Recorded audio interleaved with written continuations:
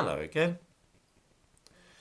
As levels of immigration to this country rise inexorably to ever greater heights, it is tempting to assume that this is due to malevolent intention on the part of some criminal masterminds who are determined to destroy European civilization and culture. Such anxieties are perfectly understandable. If a close relative is a very heavy smoker and then develops lung cancer, from which he or she dies, then this makes sense. The world is a rational place and certain actions are liable to result in certain unfortunate consequences. When a healthy young non-smoker, though, dies of lung cancer, we are unable to make any sense of it, and the feeling of injustice is very strong and makes such a tragedy much harder to bear. For this reason, we often construct what seem to us reasonable explanations which show how something bad in our lives has come about, because there is nothing more terrifying than truly random and inexplicable illness, poverty, and death. It makes us feel utterly helpless, and it strikes at our view of the universe as a place where our behaviour shapes what happens to us. This principle may be seen at work when we struggle to make sense of the fact that Britain is changing rapidly from a pleasant, largely law-abiding and agreeable country in which to live into somewhere which resembles a third world nation. Surely somebody must have devised a plan for such a disaster. It can't just have happened by accident. For this reason, a lot of people who are opposed to immigration gravitate towards those with simple explanations which blame some group of people or even specified individuals for what's going on. The problem then is that their frustration and anger are wasted on targets like Barbara Specter or Israel, while meanwhile the real causes of the situation are ignored. In other words, fretting about imaginary conspiracies actually makes it more likely that immigration will continue to rise because the real causes are not being addressed. I want to look at two aspects of this business just to show what I'm talking about. 70 years ago, people tended to stay in the country in which they were born and never leave it throughout the whole course of their lives. This was as true of Britain as it was of Nigeria or Iraq. People in Britain talked of abroad or foreign countries with a good deal of suspicion, and only the wealthy would ever think of travelling out of the country for a holiday.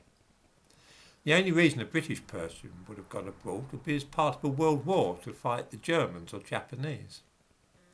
In those days, a man born in the Middle East or Africa would not have had any concept of travelling to Europe unless he were very rich. Various things happened to change this. Until now, many people from Britain travel to other countries routinely, and people from foreign countries come here, and not just on holiday either. This is a worldwide trend, and it's been caused by technological developments. It was not deliberately planned. At the same time, with modern inventions like the internet and mobile telephones and computers, we can see what's happening in other parts of the world. So a man in an African country becomes aware that he's living in poverty, and that in other parts of the world, like Western Europe and the United States, people are doing a good deal better than they are in Mali or Zaire. The same happens in the Middle East and South Asia. Many of these people happen to be Muslim, but it's not part of some master plan either. It just happens that many Muslim countries are poorer than those in the Christian West. Let's look at another individual part of immigration as it affects Britain. It is commonly observed that many of the National Health Service's doctors and nurses were not trained in Britain. In some parts of the country, they make up the majority of medical staff. In the Essex town of Thurrock, for instance, 70%, that's more than 2/3 of doctors working in the town, are foreigners who qualified abroad. This cannot be chance alone, surely it must be part of some organised plan. Not a bit of it. Of course, If we had a patriotic and principled Prime Minister who realised that Britain needed more doctors, then he or she would spend a lot of money expanding our medical schools and training more doctors in this country. Of course, nobody would ever muddle up Boris Johnson with a patriotic or principled man, and so he and his predecessors adopted quite a different approach. It would cost a lot of money to train new doctors in Britain, and it would be at least 6 or 7 years before those doctors began working for the NHS. Parliaments, though, only last for a maximum of 5 years, and so there's a good chance that whichever Prime Minister who began such a scheme wouldn't even gain any political capital from it.